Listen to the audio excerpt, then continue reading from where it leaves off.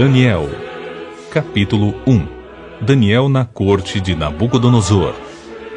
No terceiro ano do governo de Jeoaquim, rei de Judá, o rei Nabucodonosor, Nabu, proteja meu filho, isto é, Nabucodonosor, imperador da Babilônia, atacou a cidade de Jerusalém e a sitiou. Então, Adonai, o Eterno, entregou a Jeoaquim, rei de Judá, e toda a cidade, cativos, nas mãos de Nabucodonosor. Até alguns dos utensílios sagrados da casa de Deus, o templo, foram sequestrados e levados para o templo do Deus de Nabucodonosor, nas terras de Shinar, isto é, região da Babilônia, e os depositou reverentemente na casa do tesouro da sua divindade. Mais tarde, o rei ordenou a Aspenaz, seu mordomo e chefe dos oficiais da sua corte, que trouxesse alguns dos israelitas da família real e da nobreza, jovens, sem imperfeições físicas, de boa aparência, inteligentes, bem instruídos, que dominassem várias áreas do saber e fossem hábeis e capazes para servir no palácio de Nabucodonosor. Ele próprio ficaria encarregado de lhes ensinar o idioma e a cultura dos caldeus babilônios. O rei designou-lhes uma porção diária das melhores iguarias de sua mesa e do vinho que ele mesmo bebia. Eles passariam por um período de treinamento que levaria 3 anos, e depois disso estariam habilitados para servir ao rei. Entre esses estavam alguns jovens vindos de Judá cujos nomes em hebraico significavam Daniel, Deus é meu juiz; Ananias, Javé é misericordioso; Misael, ninguém se compara a Deus; e Azarias, Javé é meu socorro. O chefe dos oficiais, entretanto, deu-lhes novos nomes. A Daniel chamou Beltesazar, que em babilônico quer dizer Bel proteja sua vida. A Ananias denominou Sadraque, amigo do rei. A Misael nomeou Mesaque, quem é como o deus Lua. E a Azarias deu o nome de Abednego, servo do deus Mercúrio. Daniel, porém, decidiu no seu coração não se tornar impuro consumindo as iguarias do rei, nem com o vinho especial servido à mesa real, e solicitou ao chefe dos oficiais permissão para se abster daqueles alimentos. E Elohim, Deus, fez com que o chefe dos oficiais fosse bondoso para com Daniel e demonstrasse consideração por ele. Todavia, aquele mordomo advertiu a Daniel, dizendo: Tenho medo do meu senhor, o rei, que determinou a vossa comida e a vossa bebida. Se ele achar os vossos rostos mais abatidos do que os dos outros jovens da vossa idade, o rei poderá pedir a minha cabeça por vossa causa. Então Daniel disse ao encarregado designado pelo chefe dos oficiais para cuidar de Daniel, Ananias, Misael e Azarias: Peço-te que faças uma experiência com os teus servos por 10 dias, dando-nos apenas legumes para comer e água para beber. Depois, compare a nossa aparência com a dos jovens que comem as iguarias da mesa do rei, e trate os teus servos conforme a tua própria observação e juízo. Assim, ele atendeu ao pedido de Daniel e observou a experiência proposta por 10 dias. Passados 10 dias, a aparência dos 4 rapazes era melhor e demonstravam estar mais saudáveis e fortes do que todos os jovens que se alimentavam da comida da mesa do rei. Assim, o encarregado tirou a comida e o vinho do rei, que lhes havia sido designados, e em lugar dessas iguarias e do vinho real, passou a servir-lhes vegetais. No caso destes 4 jovens, aprove a Deus lhes abençoar com especial sabedoria e inteligência em toda cultura e ciência, e Daniel ainda receberá algo a mais. Sabia interpretar sonhos e visões de todos os tipos. Então, passado o tempo que o rei havia determinado para a preparação dos jovens servos, o chefe dos oficiais os trouxe à presença de Nabucodonosor e os apresentou. O rei conversou com eles e não encontrou ninguém que se comparasse a Daniel, de modo que eles passaram a servir o rei.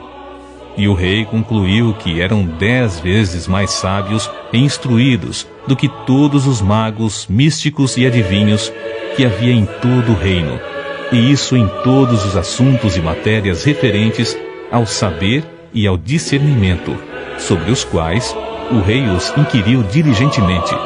Assim, Daniel permaneceu como oficial do rei até o 1º ano de Ciro, o imperador.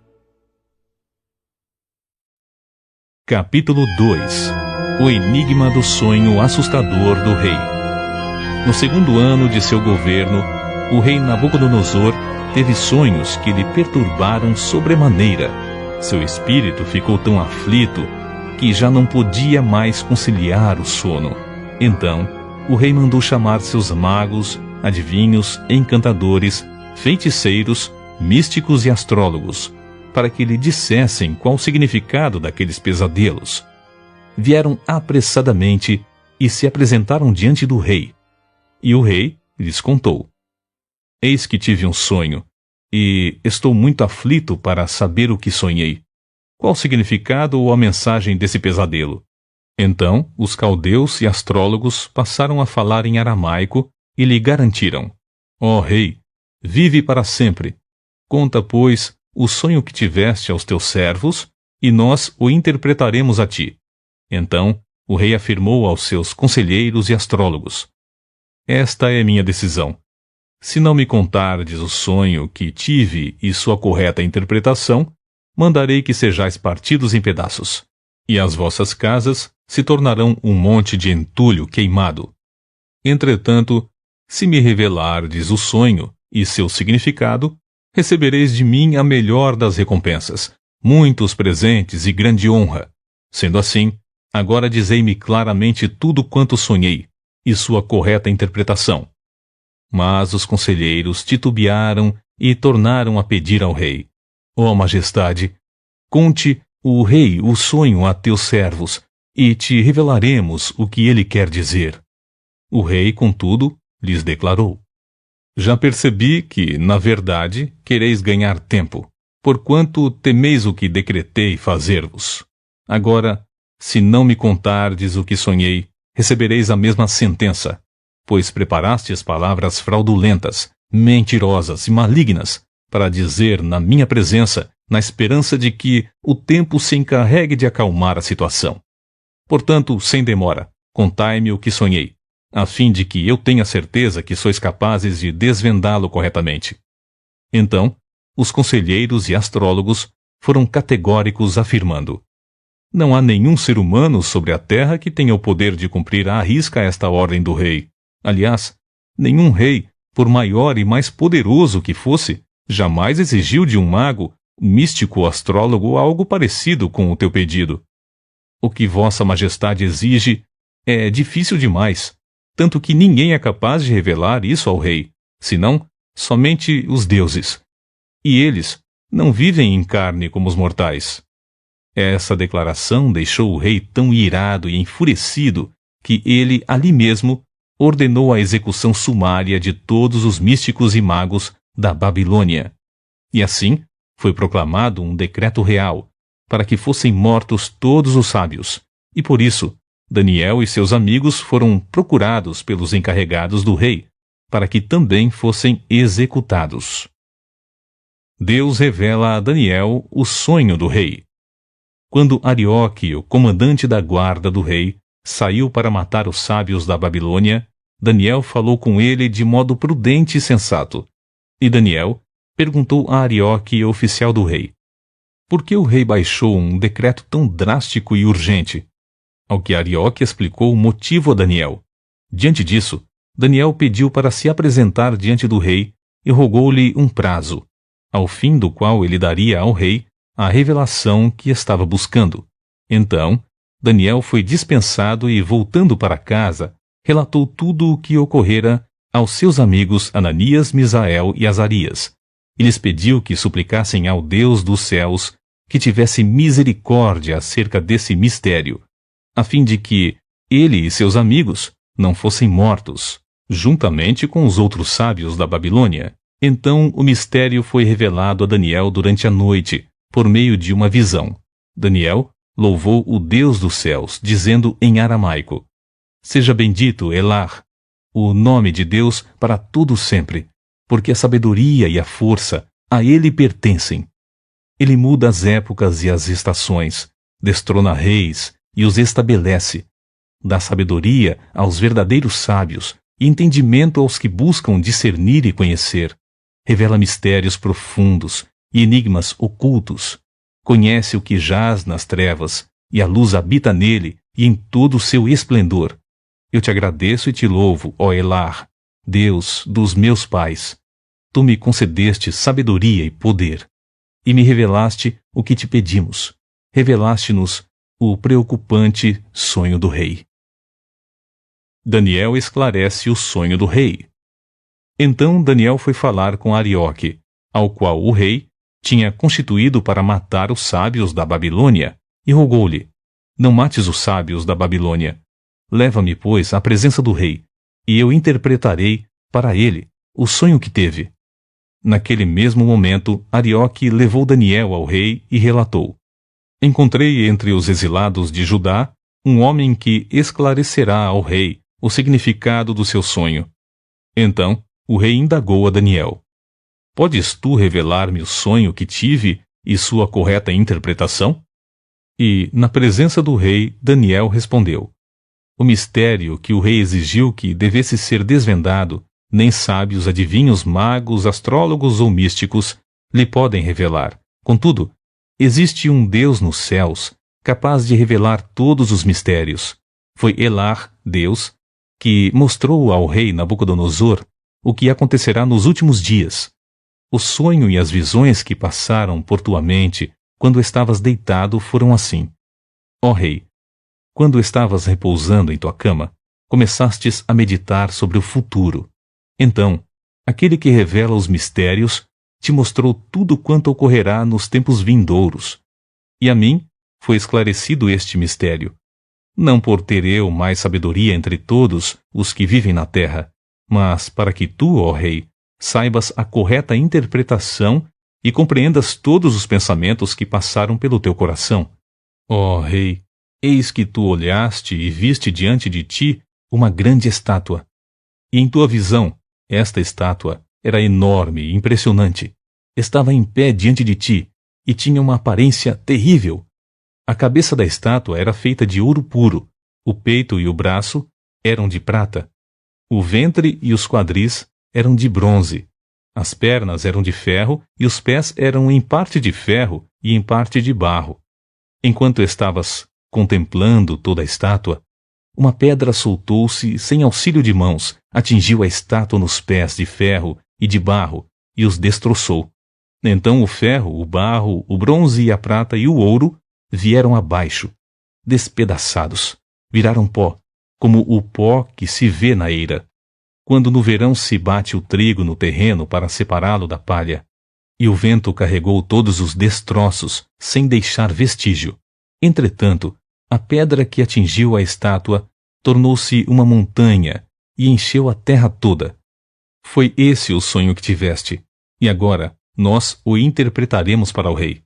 Ó rei, tu és rei de reis, a quem o Deus do céu tem dado o reino, o poder, a força e a glória, e em cuja mão ele entregou os homens de todas as nações, onde quer que habitem, os animais e as aves do céu, e te fez reinar sobre todos eles. Tu és, portanto, a cabeça de ouro.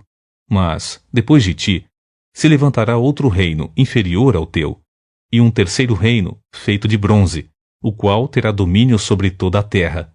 E haverá um quarto e último reino, este forte como o ferro, pois o ferro tem o poder de quebrar e esmigalhar tudo.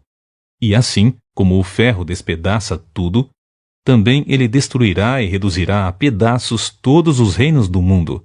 Como viste, os pés e os dedos eram em parte de barro e em parte de ferro.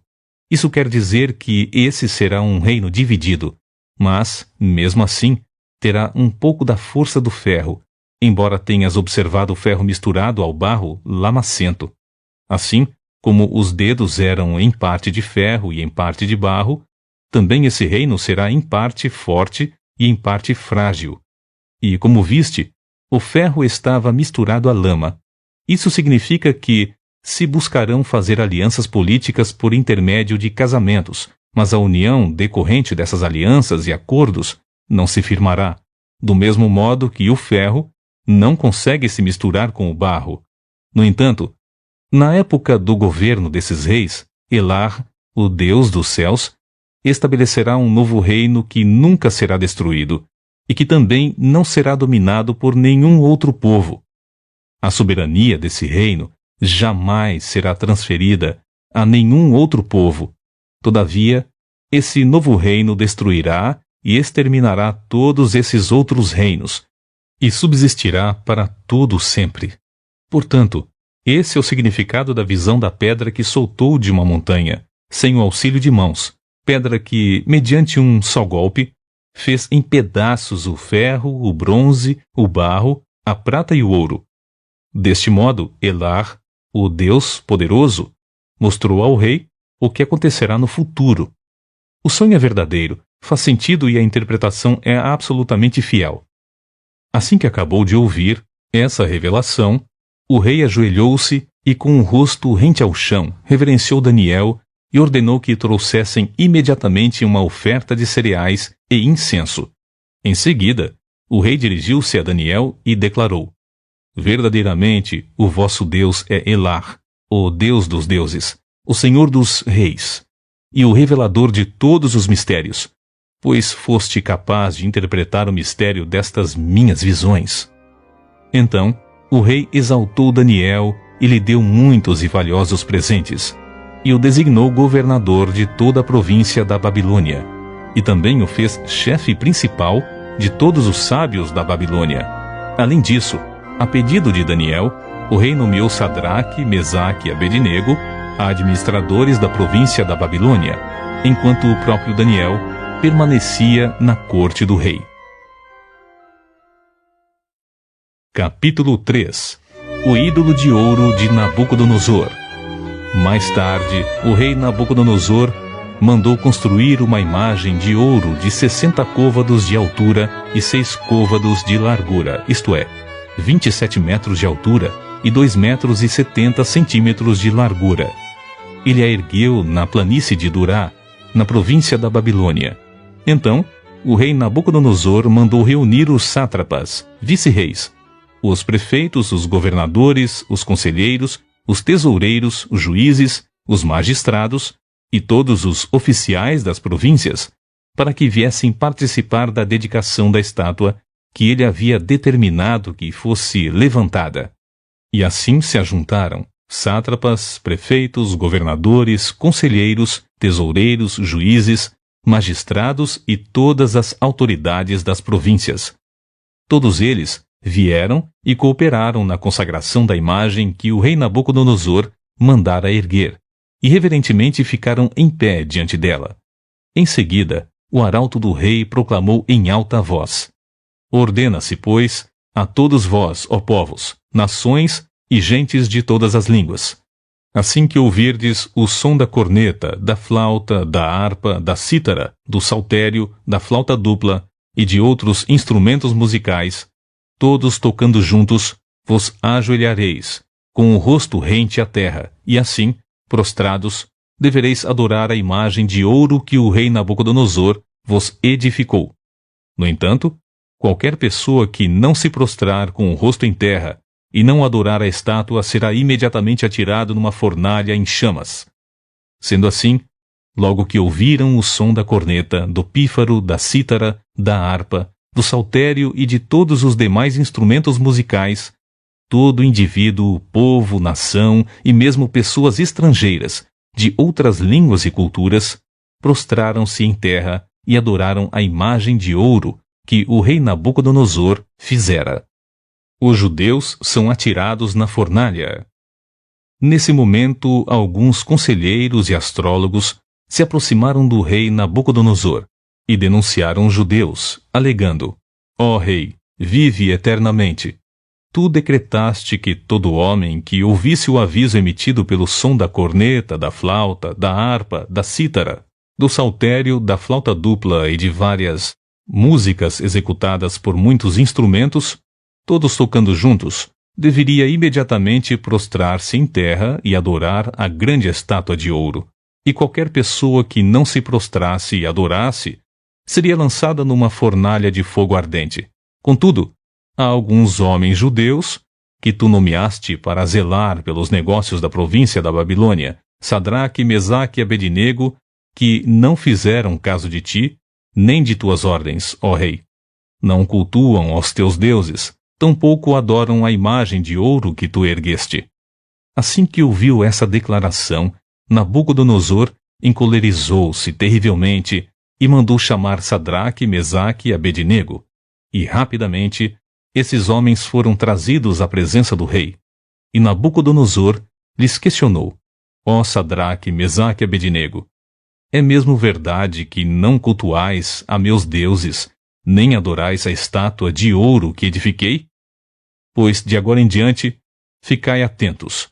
Quando ouvirdes o som da corneta, da flauta, da harpa, da cítara, do saltério, da flauta dupla e de todos os demais instrumentos, entoando suas músicas, melhor será imediatamente que vos prostres e adores a estátua que fiz. Dai, pois, ouvidos a esta advertência, pois será bem melhor. Se não prestares o vosso culto à imagem de ouro, sereis atirados sumariamente numa fornalha em chamas. E vos indago, que Deus poderá livrá-los das minhas mãos. Então Sadraque, Mesaque e Abednego responderam ao rei: ó Nabucodonosor, não precisamos defender-nos diante de ti. Se formos condenados por isso e lançados na fornalha de fogo ardente, o nosso Deus Elar, a quem cultuamos, pode livrar-nos, e ele nos livrará das tuas mãos, ó majestade. Contudo, se ele não nos livrar, fica sabendo, ó rei, que não cultuaremos aos teus deuses, tampouco adoraremos a estátua que ergueste.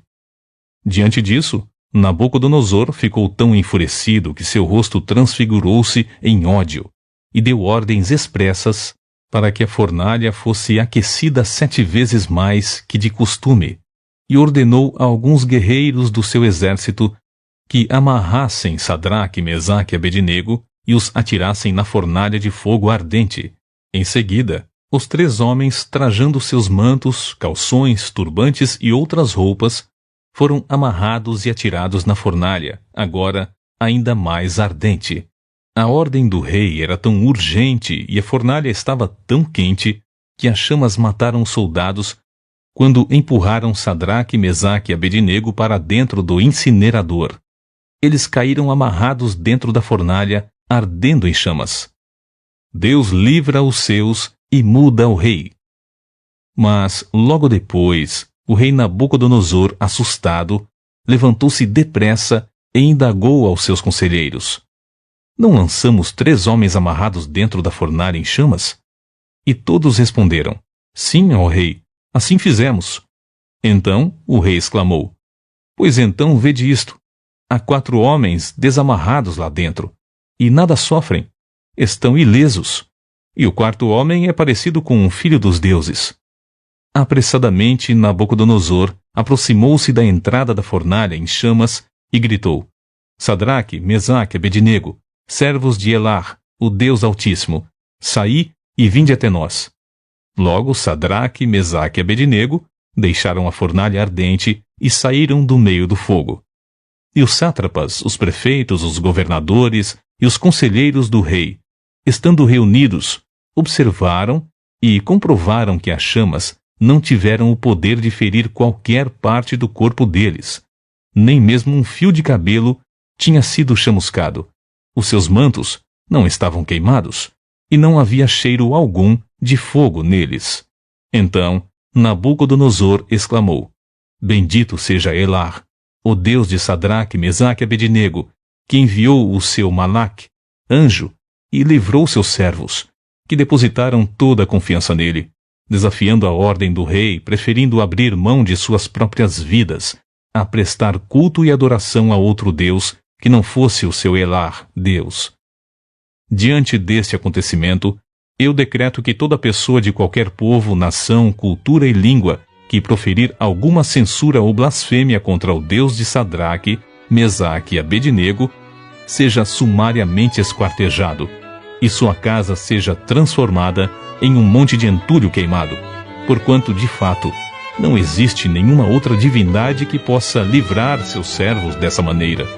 E assim, o rei promoveu Sadraque, Mesaque e Abednego e os fez prosperar na província da Babilônia. Capítulo 4. O segundo sonho alarmante do rei. Depoimento do rei Nabucodonosor aos homens de todas as nações, povos, línguas e culturas, que vivem em todas as partes do mundo. Shalom, paz e prosperidade. Pareceu-me bem e necessário divulgar os sinais e maravilhas que Elar, Deus, o Altíssimo, tem realizado em meu favor. Quão magníficos são os seus sinais e quão poderosas as suas maravilhas. O seu reino é um reino soberano que dura para sempre, e o seu domínio permanece de geração em geração. Eu, Nabucodonosor, estava satisfeito e próspero em minha casa, no meu palácio.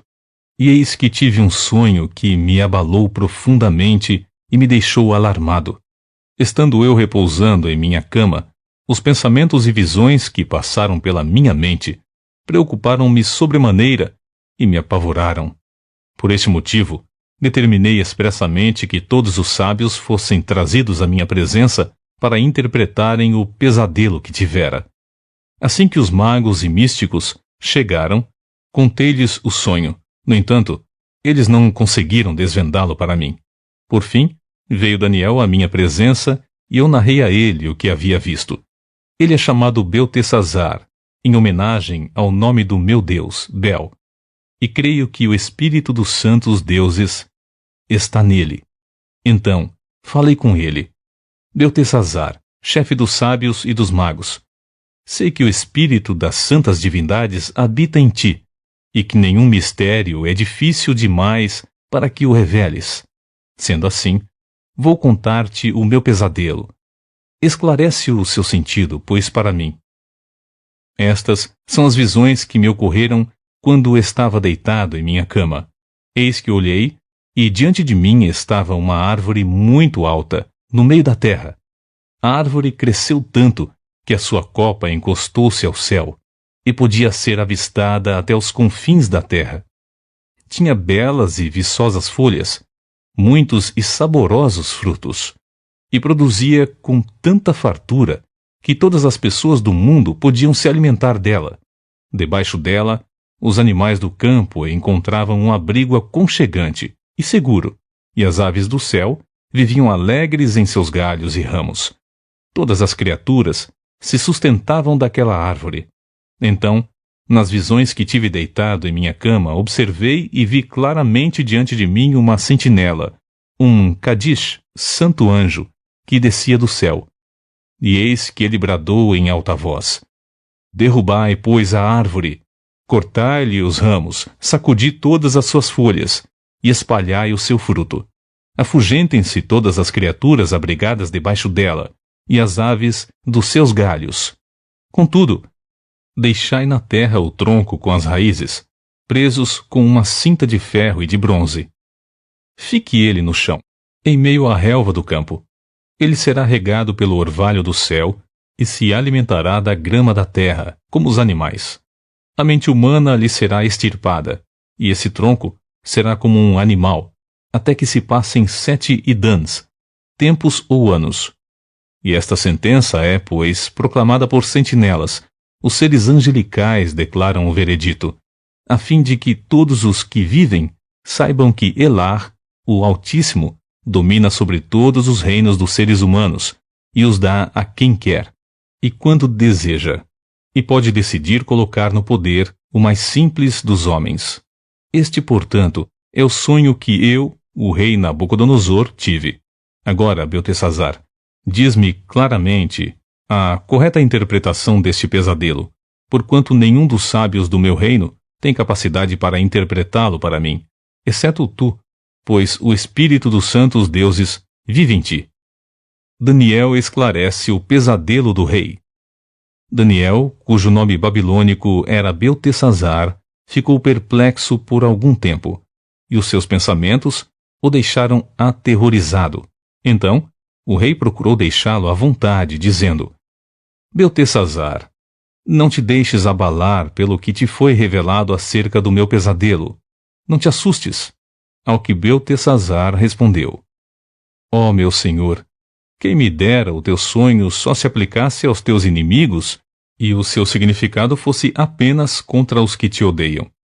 A árvore que viste, que desenvolveu e ficou imensa, cuja copa chegava até os céus e podia ser vista em toda a terra, com folhagem exuberante e generosa em frutos, na qual havia alimento para todos, abrigo para os animais do campo e morada segura para as aves do céu, e em seus galhos fortes, essa árvore, ó querido rei, és tu.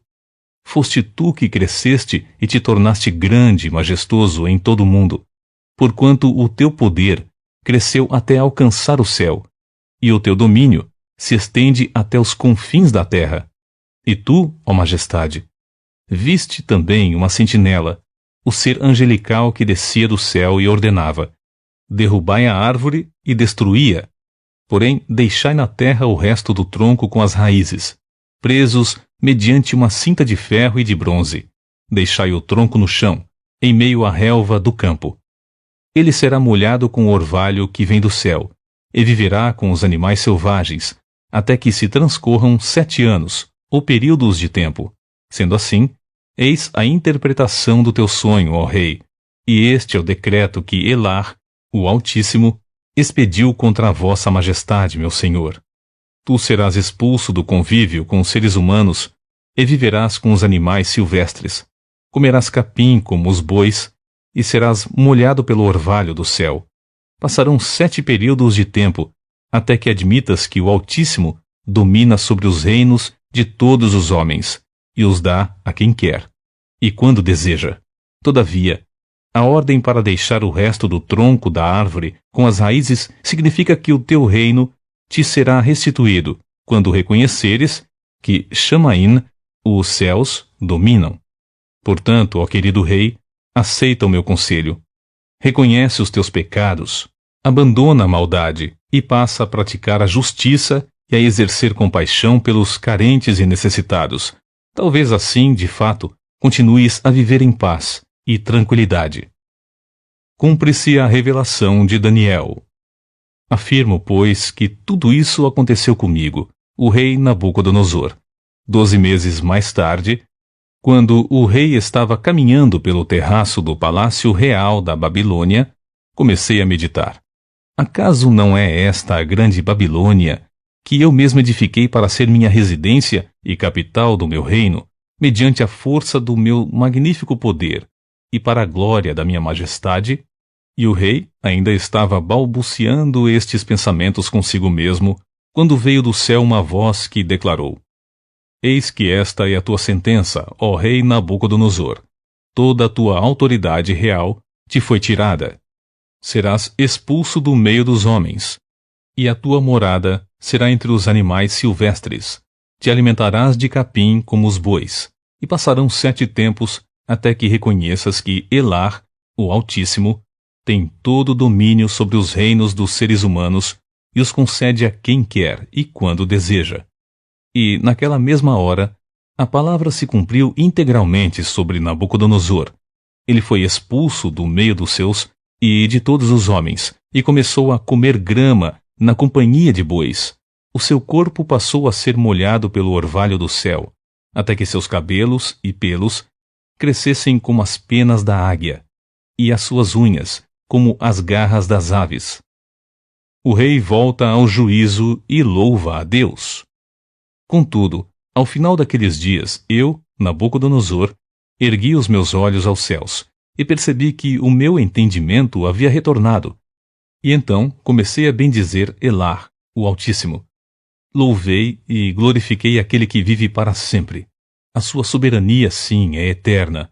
O seu reino, sim, permanece inabalável de geração em geração. Todos os povos da terra são como nada diante dele. Ele age como bem lhe apraz com os exércitos dos anjos e com os habitantes da terra. Ninguém é capaz de se opor à sua vontade ou questioná-lo, dizendo: Explica-te. por que ages assim? Sim, naquele momento voltou-me o bom juízo, e eu recuperei a honra, a majestade e a glória do meu reino. Meus conselheiros e os nobres me procuraram. Meu trono me foi restaurado, e minha grandeza veio a ser ainda maior que em tempos passados.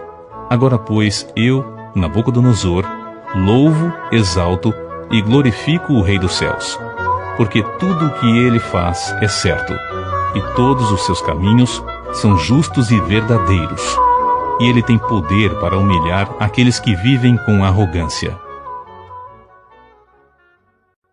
Capítulo 5. Daniel revela a escrita na parede. Muito tempo depois, em certa ocasião, o rei Belsazar, proteja o rei, ofereceu um banquete para 1000 dos seus membros da corte, e com eles bebeu muito vinho. Enquanto desfrutava com avidez da bebida, Belsazar deu ordens expressas para que lhe trouxessem as taças de ouro e de prata que seu pai, Nabucodonosor, tinha expoliado do templo de Jerusalém, a fim de que o rei Belsazar e os seus nobres mais chegados, as suas mulheres e concubinas, bebessem dessas taças preciosas. Então, rapidamente, lhe trouxeram as taças de ouro que haviam sido sequestradas da casa de Deus em Jerusalém, e o rei e os seus nobres, as suas mulheres e as suas concubinas, beberam à vontade nas taças. Entretanto, enquanto saboreavam o vinho, cantavam e louvavam seus deuses de ouro, de prata, de bronze, de ferro, de madeira e de pedra. De repente, porém, surgiu a imagem dos dedos de uma imensa mão humana que começaram a escrever no reboco da parede, na parte mais iluminada do palácio real. O rei Belsazar observou atentamente o movimento daquela mão enquanto ela escrevia. Então, o seu rosto foi ficando cada vez mais pálido, e ele ficou tão apavorado que os seus joelhos batiam um contra o outro, e as suas pernas perderam a força e vacilaram. Aos berros, o rei mandou chamar imediatamente os adivinhos, os astrólogos, os místicos, e determinou a esses sábios da Babilônia: quem conseguir ler esta inscrição e me declarar a sua verdadeira significação, receberá um manto de púrpura real, ganhará uma corrente de ouro para o pescoço, e será nomeado terceiro em importância no governo do meu reino. Então, todos os místicos e sábios do rei vieram, mas não foram capazes de ler o que aquela enorme imagem de mão humana havia escrito. Tampouco conseguiram dizer ao rei o significado daquelas letras e palavras. Diante dessa situação, o rei Belsazar ficou completamente perturbado e amedrontado, e o seu semblante ainda muito mais pálido. Todos os seus convivas e os membros da sua corte também estavam aterrorizados. Tendo a rainha-mãe ouvido os gritos do rei e dos seus nobres, entrou na grande sala do banquete e acudiu, dizendo: Ó rei, vive para sempre. Não te perturbem os teus maus pensamentos, nem se desfaleça a tua fisionomia. Eis que há no teu reino um homem que tem o espírito dos santos deuses. Na época do teu pai, o rei Nabucodonosor, todos os consideravam um homem iluminado, dono de rara inteligência, prudência e uma sabedoria como a sabedoria dos deuses. Nabucodonosor, teu pai, quando exerceu o seu reinado, o constituiu chefe dos magos, dos adivinhos, dos encantadores, dos astrólogos e de todos os místicos. Comprovou-se que esse homem, Daniel, a quem o rei dera o nome de Beltesazar, fora aquinhoado com extraordinário raciocínio e também com uma especial capacidade de interpretar sonhos e solucionar enigmas e mistérios. Ordena, pois, que Daniel seja chamado, e ele, com certeza, te revelará o segredo e o sentido dessa escrita na parede. Então, sem demora, Daniel foi levado à presença do rei. O rei indagou a Daniel: És tu aquele Daniel, um dos cativos de Judá, que o rei, meu pai, mandou trazer das terras de Judá?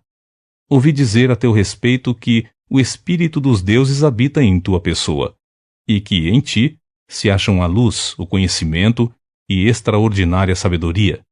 Pois bem, os sábios, os adivinhos e vários místicos acabaram de ser trazidos às pressas à minha presença, para lerem a inscrição que está na parede e me desvendarem seu correto sentido, mas não puderam dar-me a interpretação dessas palavras. No entanto, ouvi dizer a teu respeito que podes dar interpretações e resolver enigmas. Agora, portanto, se puderes ler esta inscrição e me esclarecer quanto à sua correta interpretação, serás vestido de púrpura, terás um colar de ouro em teu pescoço e serás nomeado ao posto de terceiro em importância no governo do meu reino. Então Daniel, Deus é meu juiz, replicou ao rei Belsazar. Bel, proteja o rei. Podes guardar os teus presentes para ti mesmo e dar as tuas recompensas a algum de teus comensais. Todavia, lerei sim as palavras que foram escritas na parede para o rei e lhe desvendarei todo o seu significado. Ó rei, foi a teu pai, o rei Nabucodonosor, teu predecessor, que Elar, Deus Altíssimo, deu sabedoria, grandeza, glória e majestade. Devido à magnificência que Deus lhe concedeu, pessoas de todas as nações, povos, línguas e culturas tinham por ele grande respeito e temor. Todos tremiam diante de sua presença soberana, porquanto a quem o rei decidia matar, matava, a quem julgava poupar, poupava, a quem desejava promover, promovia, e a quem desejava humilhar, humilhava. Contudo, quando seu coração se tornou cobiçoso, arrogante e endurecido por causa do extremo orgulho e vaidade, ele foi deposto do seu trono real e totalmente despojado da sua glória. Foi excluído do convívio com outros seres humanos, e sua mente e coração tornaram-se semelhantes aos dos animais, e passou a morar junto aos jumentos silvestres e a comer capim como os bois. E o seu corpo se molhava como o orvalho do céu, e assim viveu até reconhecer que Elar, Deus Altíssimo, é o soberano e domina sobre o reino dos homens, e coloca no poder a quem ele deseja. Mas tu, ó Belsazar, sucessor do rei Nabucodonosor, não tens caminhado com humildade. Não humilhaste o teu coração, muito embora saibas bem de tudo quanto ocorreu com teu pai, o rei. Pior ainda, tu te exaltaste a ti mesmo e te levantaste contra Elar, Deus dos céus. Porquanto mandaste trazer as taças do templo do Altíssimo para que nelas bebesses tu, os teus nobres e convivas, as tuas mulheres e as tuas concubinas. Louvaste os deuses de prata, de ouro, de bronze, de ferro, de madeira e de pedra, que não podem nem ver, nem ouvir, nem sentir e muito menos compreender nada. E não glorificaste o Deus que sustenta com suas mãos a tua vida e controla todos os teus caminhos. Por isso, ele mesmo enviou aquela mão que viste, a fim de escrever diante de ti a sentença que precisas saber. E as palavras que foram inscritas formam a seguinte frase em aramaico: Mene, Mene, Tekel, Uparsim. E este é o significado dessas palavras: Mene, Mene. Deus avaliou e contou os dias do teu reinado e decretou o seu fim. Tekel, foste pesado na balança e achado em falta. Uparsim, teu reino já foi dividido e entregue aos medos e persas.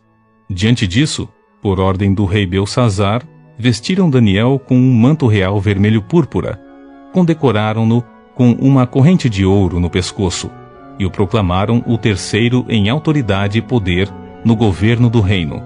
E aconteceu que naquela mesma noite Belsazar, o rei dos babilônios, foi assassinado, e Dariaves, Dario, o imperador da nação média, apoderou-se do reino de Belsazar, com a idade de 62 anos. Capítulo 6. Daniel sobrevive à cova dos leões. Então, pareceu bem a Dario nomear 120 sátrapas, vice-reis, para governar todo o seu reino. E, acima deles, 3 grandes líderes, um dos quais era Daniel. Os sátrapas tinham que prestar contas a esses supervisores, a fim de que o rei não sofresse qualquer dano ou prejuízo.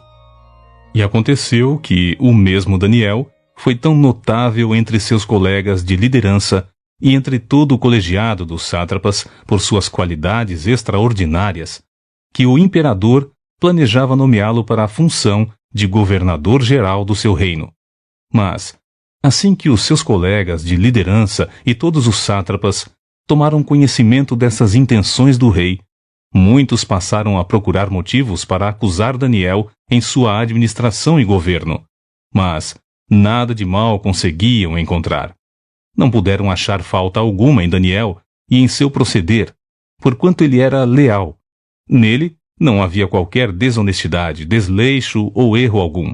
Então, eles concluíram e murmuraram entre si: nunca encontraremos algum motivo forte o suficiente para denunciarmos esse Daniel, a menos que seja algo relacionado à lei do seu Elar, Deus. Assim, aqueles supervisores e os sátrapas, de comum acordo, foram conversar com o rei, dizendo: ó rei Dario, vive para sempre. Eis que todos nós, supervisores reais, prefeitos, sátrapas, conselheiros e governadores, estamos concordes em rogar que o rei devia baixar um edito ordenando que todo aquele que orar ou fizer petição a qualquer deus ou a qualquer ser humano nos próximos 30 dias, excetuando a tua pessoa, ó majestade, seja atirado sumariamente à cova dos leões. Agora, pois, ó rei, se estás de acordo, emite o decreto e assina o edital, a fim de que o mesmo nunca mais seja mudado, conforme a lei dos medos e dos persas, que, uma vez sancionada, não se pode revogar jamais. Então, diante do parecer daqueles conselheiros, o rei Dario deferiu e assinou o decreto. Assim que Daniel soube que esse decreto do rei havia sido proclamado, foi para casa, para o seu quarto, no andar de cima, onde as janelas davam para Jerusalém, e ali orou como costumava fazer cotidianamente. 3 vezes ao dia, ajoelhou-se, rogou e deu graças diante do seu Elar, Deus. Então aqueles homens se juntaram para investigar e descobriram Daniel orando, suplicando ajuda a Deus. E, mais que depressa, foram falar com o rei acerca do cumprimento do decreto real e argumentaram: tu não publicaste uma resolução real ordenando que nesses 30 dias toda pessoa que manifestasse um pedido a qualquer deus ou a qualquer ser humano, exceto a ti, ó rei, fosse atirado sumariamente à cova dos leões? Ao que o rei replicou: sim, este decreto está em pleno vigor, de acordo com a lei dos medos e dos persas, que não pode ser revogada. Então eles aproveitaram para fazer a seguinte comunicação ao rei: ora, pois Daniel, um daqueles exilados de Judá, não tem feito caso de ti, nem das tuas ordens, e do decreto que assinaste. Muito ao contrário, faz as suas orações todos os dias e 3 vezes ao dia. Ao ouvir tal notícia, o rei ficou profundamente consternado e resolveu salvar Daniel, esforçando-se até o pôr do sol a fim de encontrar uma maneira legal para livrá-lo. Contudo, os homens foram unânimes em insistir: ó rei, lembra-te bem que, conforme a lei dos medos e dos persas, nenhuma determinação real ou edito assinado do rei pode ser alterado ou descumprido. Então o rei deu ordens e eles prenderam Daniel e o jogaram na cova dos leões. O rei, contudo, encorajou a Daniel, dizendo que Elar, o teu Deus, a quem serves todos os dias, haverá de te livrar.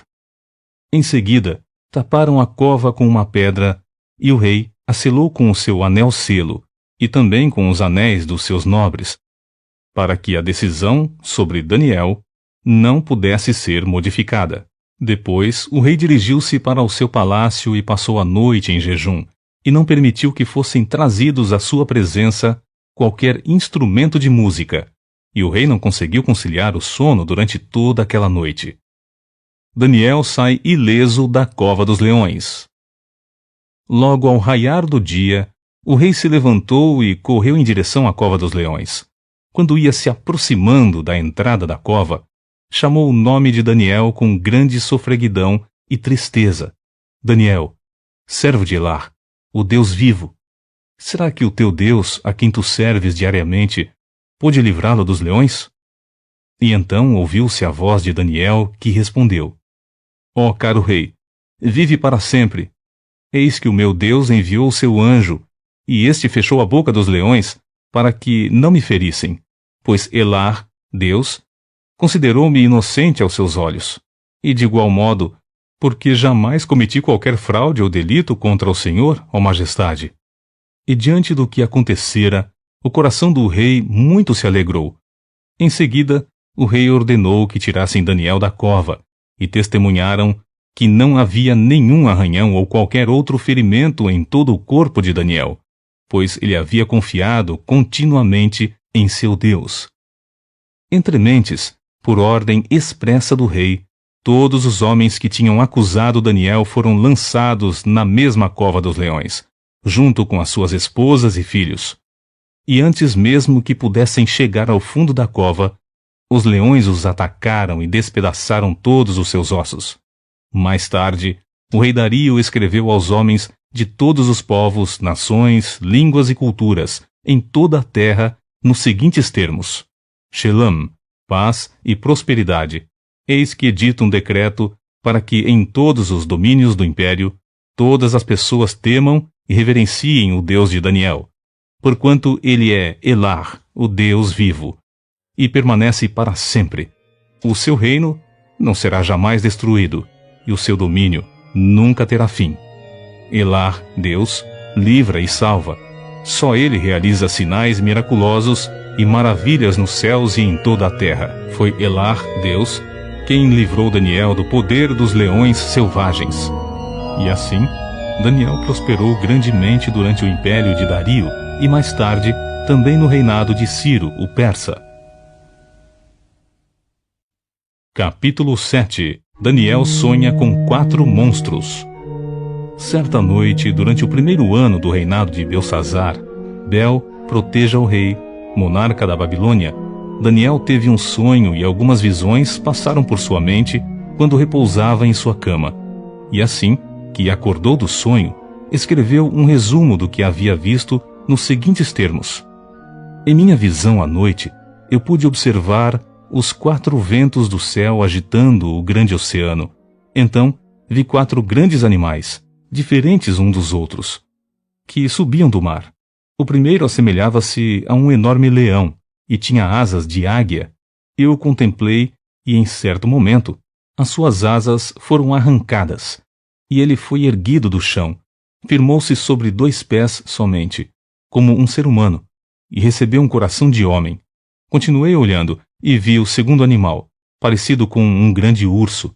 Ele ergueu-se de um lado, tendo na boca 3 costelas entre os dentes, e eis que foi-lhe ordenado: Levanta-te, pois, e devora as carnes das multidões. Então, segui observando e vi outro animal, agora um semelhante a imenso leopardo. Tinha nas costas 4 asas de ave, também 4 cabeças, e foi-lhe dada toda a autoridade para governar. E nessas visões que tive durante a noite em meu sonho, vi ainda um 4º animal, horrível, apavorante e extremamente poderoso. Possuía grandes dentes de ferro, com os quais estraçalhava e devorava avidamente suas vítimas, e pisoteava tudo o que sobrava. Este monstro era diferente de todas as feras anteriores e tinha 10 chifres. Enquanto eu analisava os chifres, encontrei um outro chifre, pequeno, que apareceu entre eles, e 3 dos primeiros chifres foram arrancados para dar lugar a ele. Esse chifre que surgiu entre os demais tinha olhos como os olhos de um ser humano, e uma boca que falava com soberba e arrogância.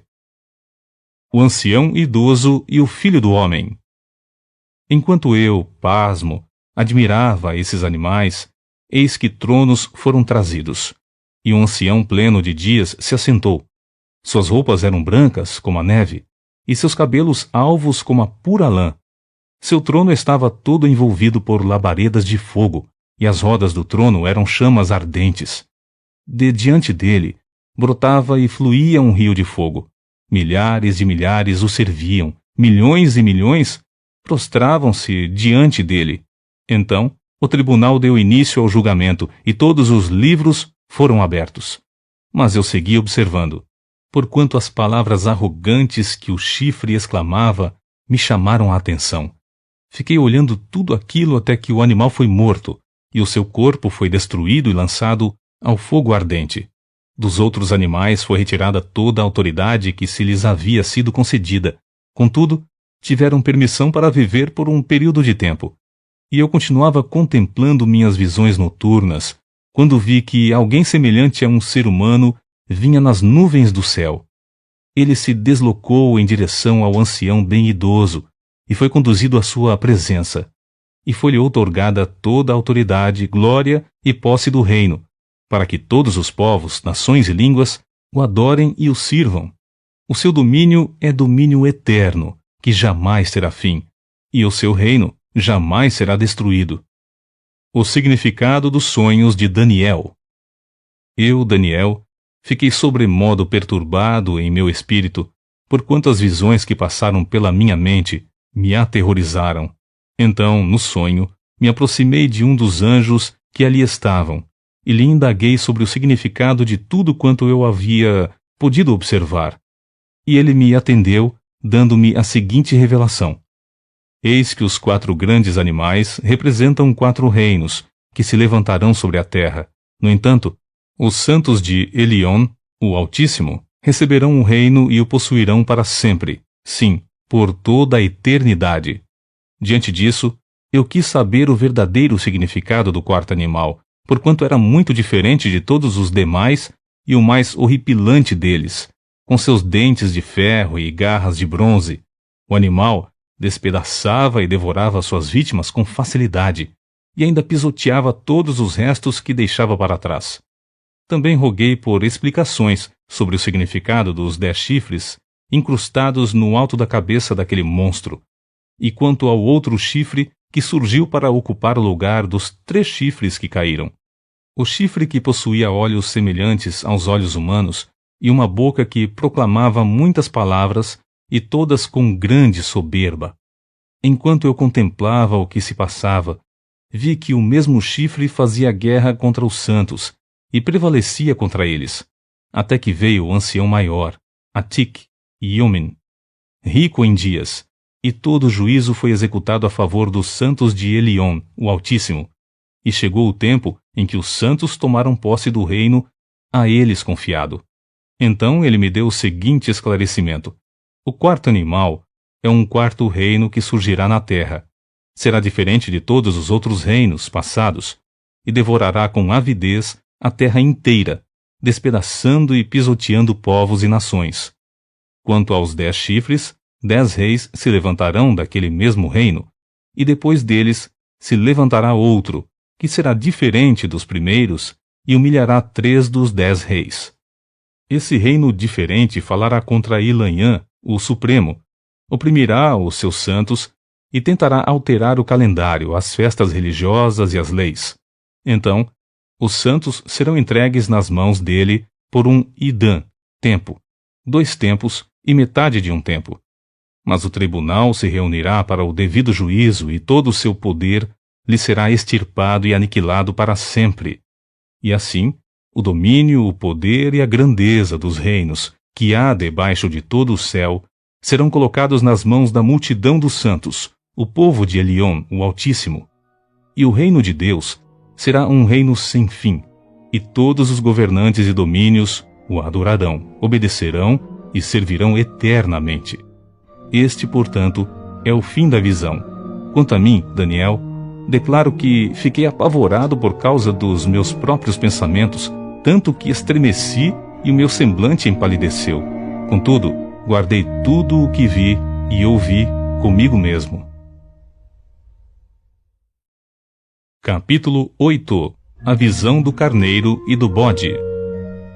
No 3º ano do reinado do rei Belsazar, eu, Daniel, tive outra visão impressionante, a segunda que me ocorreu. E nessa minha visão parecia que eu estava na cidade de Shushan, Suzã, em hebraico, situada na província de Elam. Na visão eu caminhava nas proximidades do canal de Ulai. Então, levantei o olhar e avistei diante de mim, em pé junto ao rio, um carneiro com 2 chifres. Os 2 chifres eram longos, mas um era mais comprido que o outro. Entretanto, o mais longo começou a se desenvolver algum tempo depois do outro. fiquei observando o carneiro enquanto ele avançava para o ocidente, a oeste, depois para o norte e para o sul. Notei que nenhum outro animal conseguia resistir-lhe, e ninguém era capaz de se livrar do seu poder. Ele, no entanto, podia fazer tudo o que desejava e a cada dia ficava maior e mais forte. Enquanto eu fiquei refletindo sobre isso, de repente um bode, com um longo chifre entre os olhos, veio do ocidente, do oeste, percorrendo toda a face da terra, mas sem tocar no chão.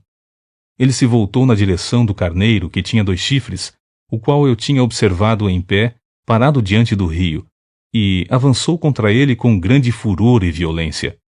Eu o vi atacar furiosamente o carneiro, atingi-lo com muita força e quebrar os seus 2 chifres.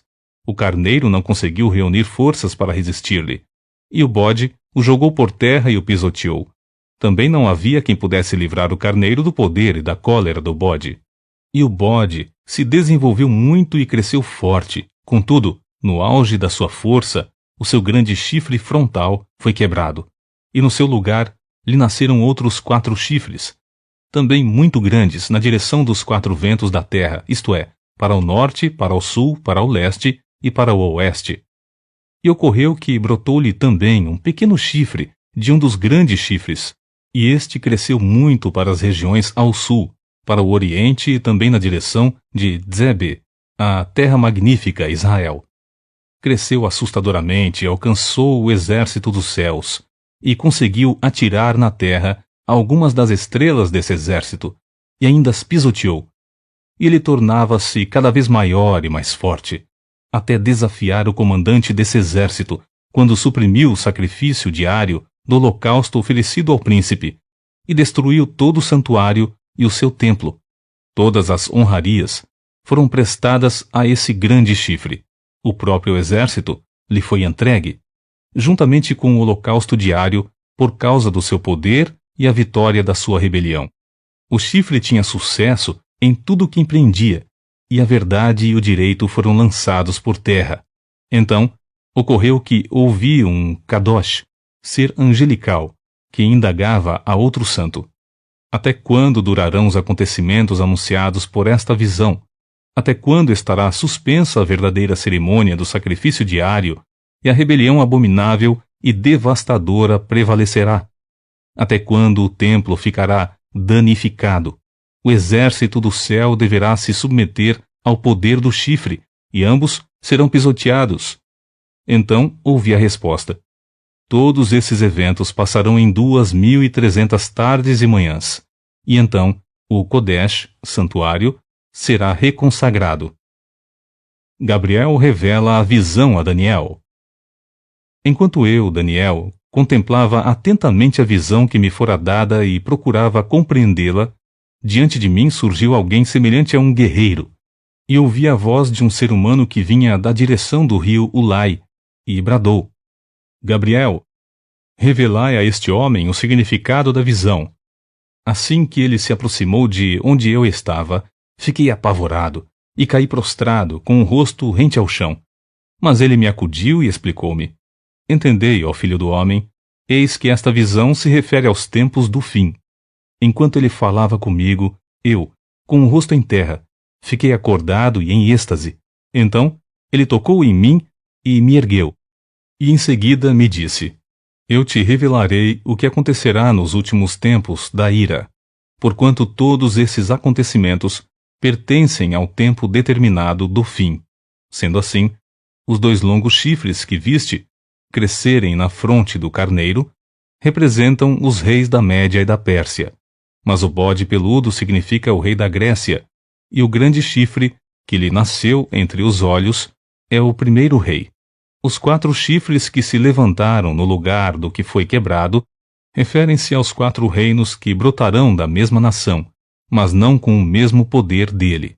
Então, no final do império deles, quando a rebelião dos ímpios tiver chegado ao seu extremo, um rei de semblante violento e cruel, mestre em astúcias e capaz de discernir enigmas e mistérios, se levantará. Ele se tornará muito poderoso, todavia sua majestade não virá de si mesmo. Destruirá terrivelmente, sem a menor piedade. e terá êxito em todas as suas pelejas. Derrotará homens poderosos e exterminará o povo santo. Obstinado pelo sucesso, ele enganará muitos, e de todas as formas.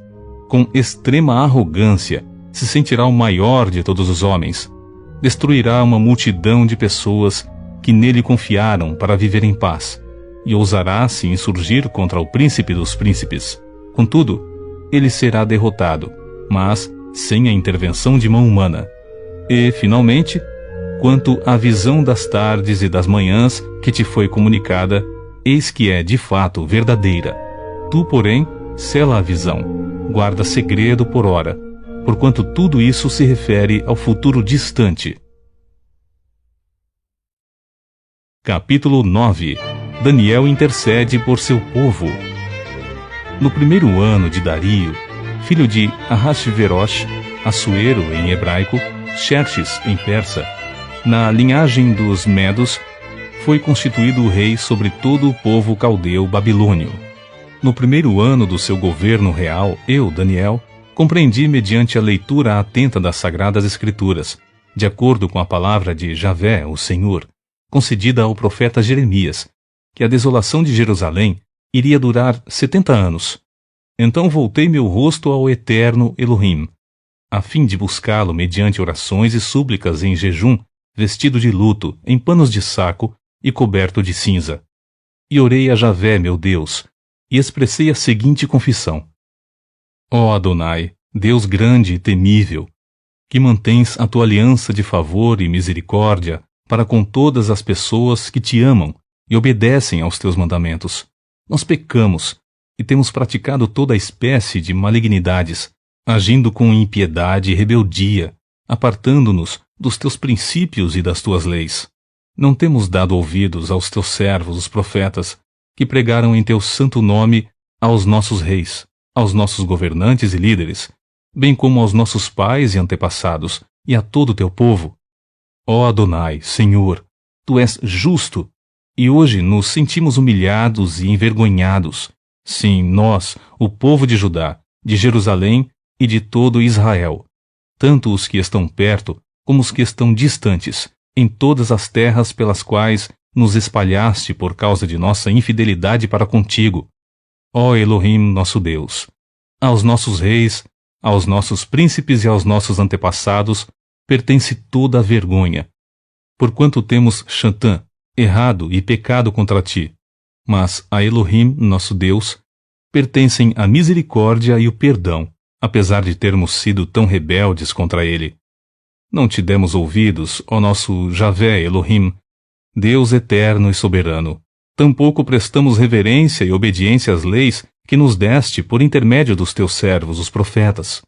Portanto, todo Israel transgrediu a tua Torá, lei, desviando-se para não obedecer à tua voz. Por isso a maldição, o juramento que está escrito na Torá, lei de Moisés, servo de Elohim, nosso Deus, se derramou sobre nós, porque erramos e pecamos contra ele. Cumpriste assim a tua palavra pregada em advertência contra nós e contra nossos líderes e governantes, trazendo-nos a todos a mais ampla e profunda desgraça, porquanto nunca se fez debaixo de todo o céu o que se tem feito a Jerusalém.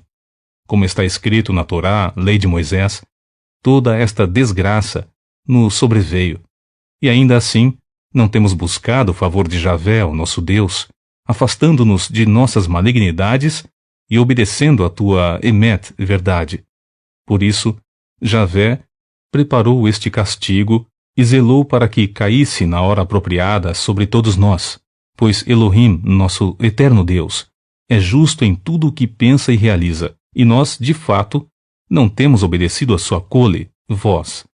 Ó Adonai Elohim, nosso Deus Todo-Poderoso, que tiraste o teu povo da terra do Egito com braço forte, e, mediante teus atos magníficos, fizeste o teu nome conhecido como hoje se vê, como os ímpios, e somos culpados.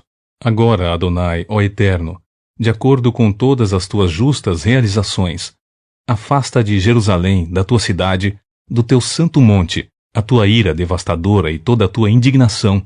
Sim, foram os nossos pecados e as iniquidades de todos nós desde os nossos antepassados, que fizeram de Jerusalém e do teu povo este grande motivo de zombarias para todos os que nos rodeiam.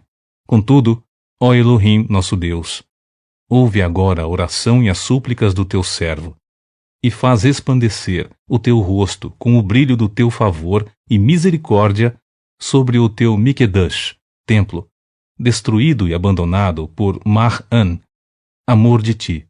Inclina, pois, os teus ouvidos, ó Elohim, meu Deus, e ouve este apelo, abre os teus olhos e observa a completa ruína da cidade que leva ao teu nome, porquanto não lançamos nossos rogos diante da tua face acreditando de alguma maneira em nossos atos de justiça, mas confiados em teu imenso favor e misericórdia. Sendo assim, ó Adonai, ouve, ó Eterno, perdoa. Ó Senhor, vê e age. Por amor de ti, meu Deus, atende-nos sem tardar, pois a tua cidade e o teu povo levam o teu nome.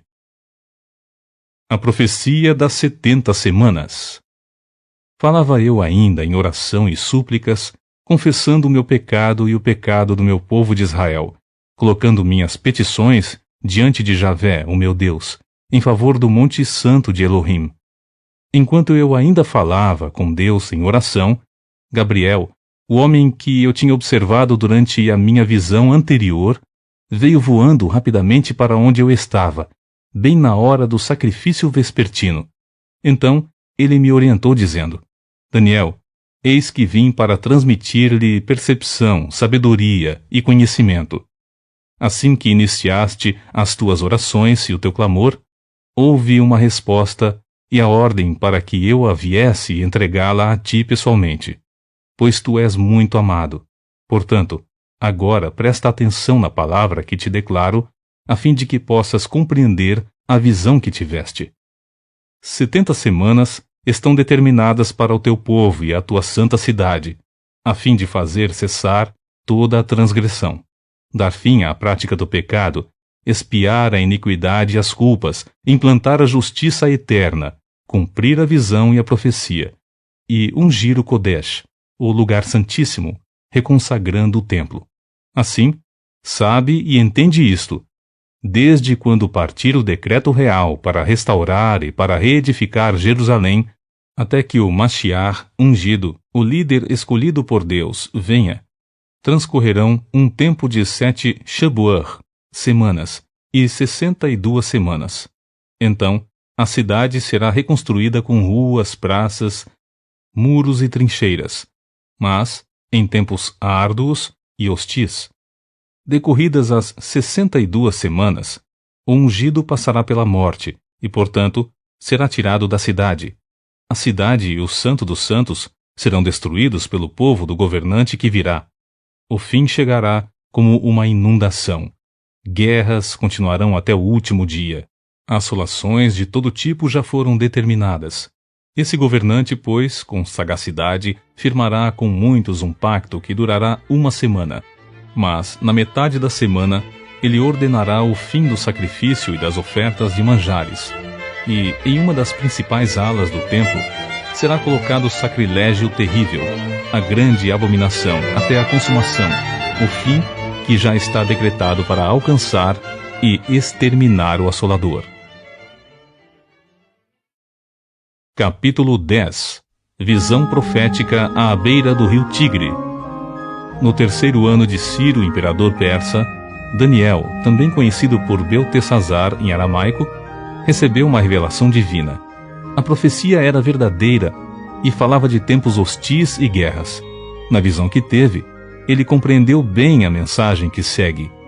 Eis que naqueles dias, eu, Daniel, estava chorando por 3 semanas inteiras. Não comi nada que me parecesse agradável. Nem carne nem vinho entraram na minha boca. Nem me ungi com óleo até que se cumpriram as 3 semanas completas. No dia 24 do 1º mês, eu me encontrava em pé junto à margem de um grande e rápido rio, Kidekel, Tigre. Olhei para cima, e diante de mim estava um homem vestido de linho, com um cinto de ouro puríssimo na cintura. Seu corpo brilhava como berilo e outras pedras preciosas. O rosto iluminado como relâmpago, os olhos como tochas acesas, os braços e as pernas reluziam como bronze polido, e sua voz soava forte e grave como o barulho das multidões. Só eu, Daniel, contemplei aquela visão.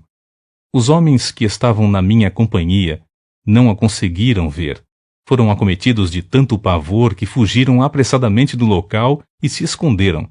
Assim, fui deixado a sós, admirando aquela grande visão, e me senti enfraquecido, trêmulo e muito pálido, e quase desfaleci por completo. Então, eis que ouvi a voz das palavras do anjo, e, ouvindo o som do que dizia, perdi os sentidos. Entrei em um estado de êxtase e caí de bruços com o rosto em terra. Em seguida, senti que a mão de alguém tocou em mim e me ajudou a levantar. Mas meus joelhos e mãos tremiam muito, e o anjo me disse: Daniel, tu és um homem muito amado. Prestai, pois, toda a atenção à palavra que vou te comunicar, e levanta-te, porquanto eu fui mandado a ti. Assim que ele me exortou, eu me coloquei em pé, ainda tremendo. E o anjo prosseguiu me exortando: Não temas, caro Daniel, porque as tuas palavras foram ouvidas, sim.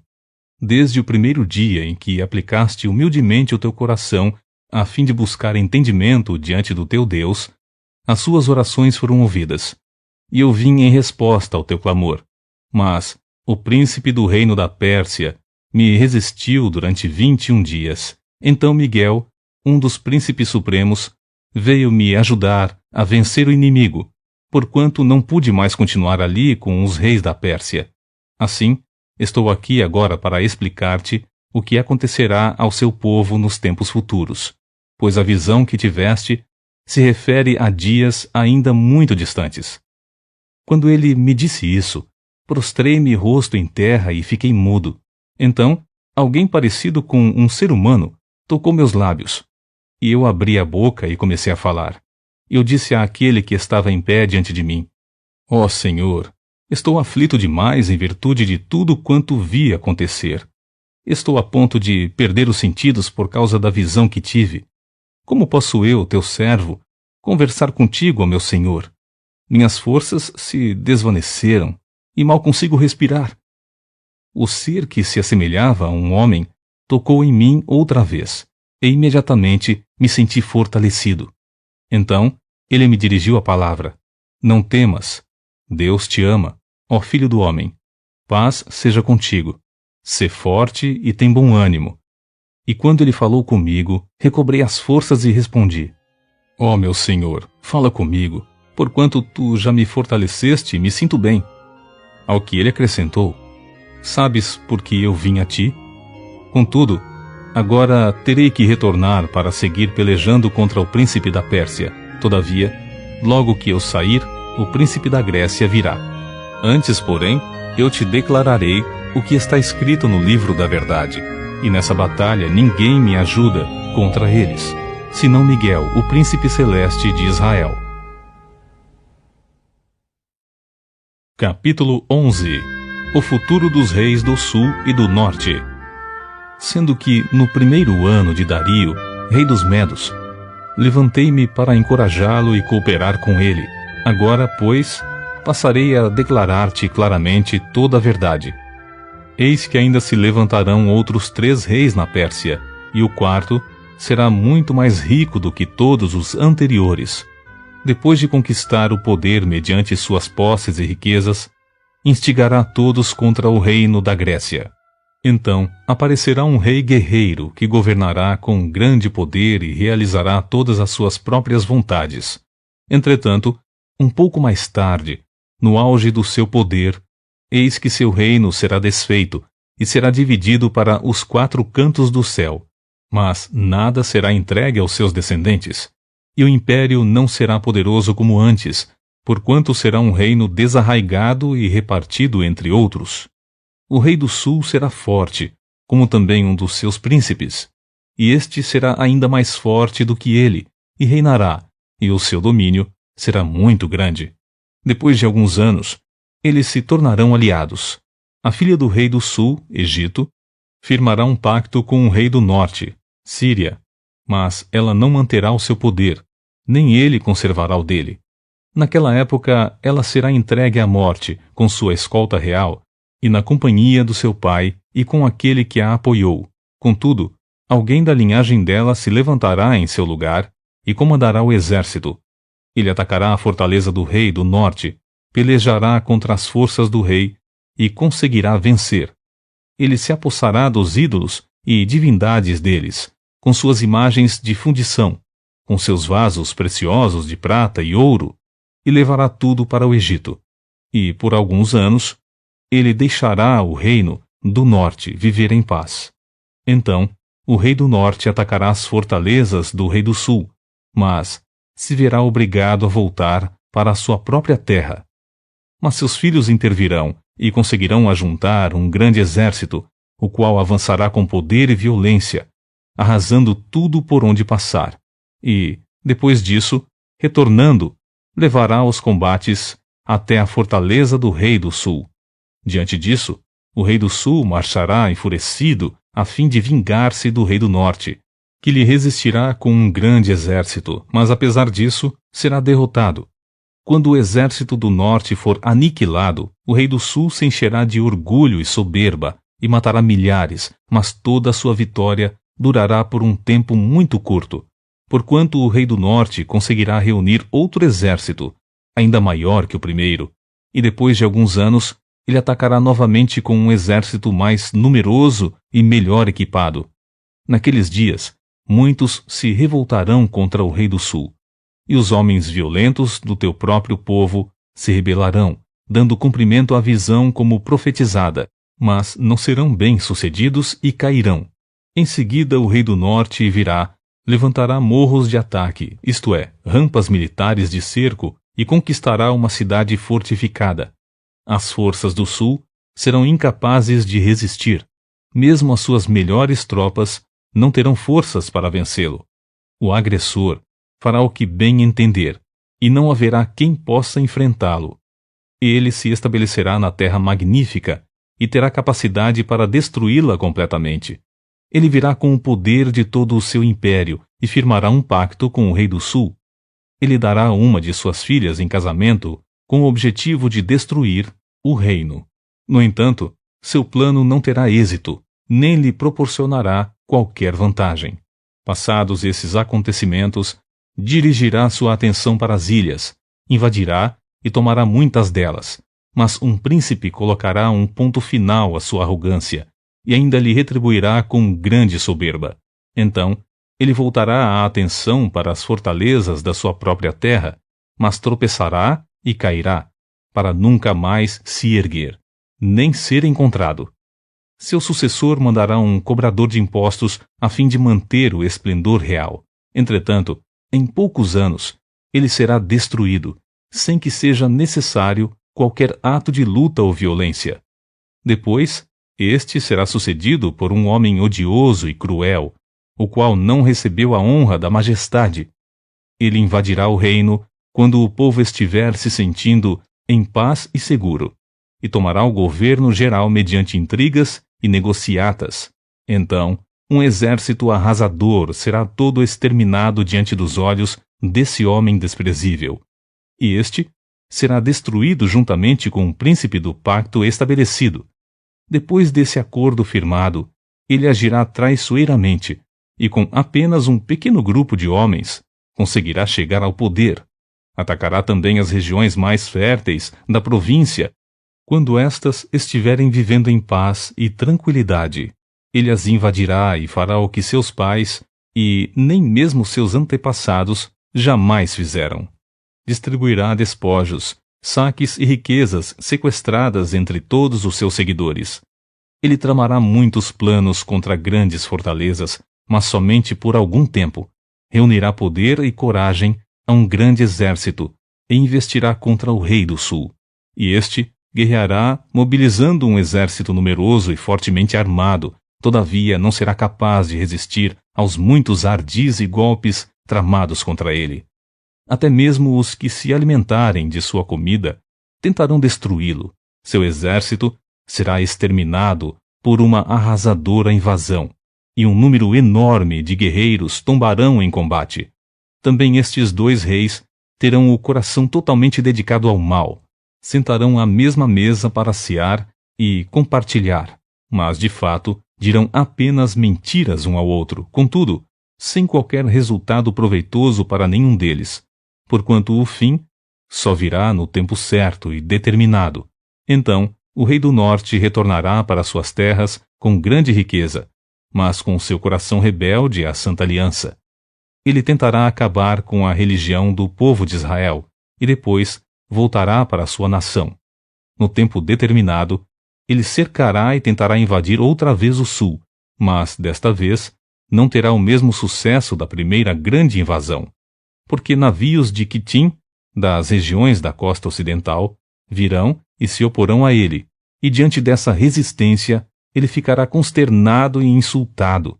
Então, despejará sua fúria contra a Santa Aliança, o povo de Israel, e retornando, será cordial e indulgente com aqueles que apostarem na Santa Aliança. Seu poderio militar se levantará ferozmente a fim de profanar a fortaleza e o templo. Acabará com o culto do holocausto diário e instalará no templo a abominação, o sacrilégio terrível. Com mentiras e lisonjas, corromperá todos aqueles que tiverem abandonado a aliança, mas o povo que, em verdade, conhece Elohim, o seu Deus, resistirá com firmeza e coragem. Entretanto, aqueles que são sábios entre o povo pregarão e ensinarão a muitos, mas por certo tempo essa atitude os levará a passar pelo fio da espada e também terem seus corpos cremados. Outros tantos serão saqueados e lançados em prisões. Alguns desses resistentes serão feridos e receberão um pequeno socorro. Contudo, muitos dos que oferecerem ajuda ou se reunirem à resistência não agirão com sinceridade. Ora, chegará a época em que alguns sábios tropeçarão para que sejam devidamente refinados, purificados e alvejados, até o final dos tempos, porquanto isso só acontecerá em dias muito à frente, no futuro determinado. A época do terrível e arrogante rei. Este rei fará o que bem lhe aprouver. Ele se exaltará e se ensoberbecerá em relação a toda a divindade e seres celestiais. Ele terá êxito em todos os seus intentos, até que o tempo da indignação se complete, pois tudo quanto foi determinado ocorrerá. Este rei não terá mínima consideração, nem mesmo pelos deuses dos seus antepassados, nem pela divindade preferida das mulheres, nem por Deus algum, mas se exaltará e se engrandecerá acima de tudo e de todos. Contudo, fará reverência ao Deus protetor das fortalezas e honrará com ouro e prata, com pedras preciosas e inúmeros presentes de alto valor. Atacará as fortalezas mais poderosas com a ajuda de uma divindade estrangeira e multiplicará o sucesso e a glória de todos quantos lhe prestarem lealdade e devoção. Ele os tornará líderes e governantes de muitos e dividirá a terra, mas a preço de recompensa. Nos dias do fim, o rei do sul voltará a enfrentá-lo em grande combate, e o rei do norte o atacará com a violência de um enorme furacão, com carros e cavaleiros de guerra, e mediante poderosa esquadra naval. Ele invadirá muitos países e passará por sobre eles como uma gigantesca inundação. Do mesmo modo, invadirá Dzebé, a terra magnífica, e muitas nações da região sucumbirão, mas Edom, Moabe e os líderes de Amon conseguirão escapar das suas garras. Eis que este rei estenderá as asas do seu poder sobre diversos países. Nem o Egito lhe escapará, porquanto ele terá o controle dos grandes tesouros em ouro e prata e de todas as riquezas dos egípcios. Os líbios e os cuxes, etíopes, a ele servirão. Contudo, notícias procedentes do leste e do norte o assustarão, deixando-o muito preocupado. Então ele decidirá sair para destruir e exterminar muita gente. Este rei armará suas tendas reais entre o grande mar Mediterrâneo e o glorioso Monte Santo. Entretanto, ele encontrará o seu fim, e não haverá nada nem ninguém que possa socorrê-lo. Capítulo 12. O final dos tempos. Naquela época, Miguel, o grande príncipe que protege o povo de Deus, se erguerá em benefício dos filhos do teu povo, e haverá um período de tribulação, opressão e aflição como nunca houve desde o início das nações até então. Contudo, naquela época o teu povo, toda pessoa cujo nome está escrito no Sefer, livro, será liberto. Multidões e multidões que dormem no pó da terra acordarão, uns para a vida eterna, outros para a vergonha, humilhação e para o desprezo eterno. Os que têm o entendimento e são sábios resplandecerão com o fulgor do firmamento, e todos quantos se dedicam a conduzir muitas pessoas à verdade e à prática da justiça serão como as estrelas, brilharão para sempre, por toda a eternidade. Porém tu, ó querido Daniel, tranca em segredo, mediante um selo, as palavras do livro, até o tempo próprio do fim. Muitos farão de tudo e correrão de uma parte a outra em busca do maior saber, e o conhecimento se multiplicará muitas e muitas vezes. Então eu, Daniel, olhei e eis que estavam em pé diante de mim outros 2 anjos, um na margem de cá do rápido rio Quidequel, Tigre, e outro da margem de lá. Então, um deles falou ao homem vestido de linho, que estava rio acima: quanto tempo passará antes que se cumpram todos estes eventos extraordinários? O homem vestido de linho, que estava acima das águas do rio, levantou ao céu a mão direita e a mão esquerda, e eu o ouvi jurar por aquele que vive para sempre, e acrescentou: haverá, pois, um tempo, tempos e metade de um tempo, quando a fragmentação do poder que está nas mãos do povo sagrado for completada, como está determinado, então, em seguida, tudo se cumprirá e estará terminado. Eu ouvi claramente, mas não consegui compreender todo o significado da profecia, por isso indaguei: ó Senhor meu, mas qual será o resultado final de todos estes acontecimentos? E ele replicou, orientando-me: segui o teu caminho, ó Daniel, porquanto estas palavras e sua significação estão lacradas e seladas até os apropriados tempos do fim. Muitos serão colocados à prova, e assim serão joeirados, purificados e aperfeiçoados. No entanto, os malignos continuarão praticando impiedades. Nenhum dos ímpios dará ouvidos a estas palavras, tampouco buscarão entendimento, mas os sábios e prudentes, sim, estes entenderão. Concluindo, depois de abolido o culto contínuo que, mediante a apresentação do holocausto diário e a abominação assoladora, o terrível sacrilégio for estabelecido no templo, transcorrerão ainda 1290 dias. Bem-aventurado que aguarda e chega aos 1335 dias. Tu, porém, vai-te em paz e segui o teu caminho até o fim. Eis que descansarás. E então, no final do Ion, dos tempos, te levantarás para receber a tua herança perpétua.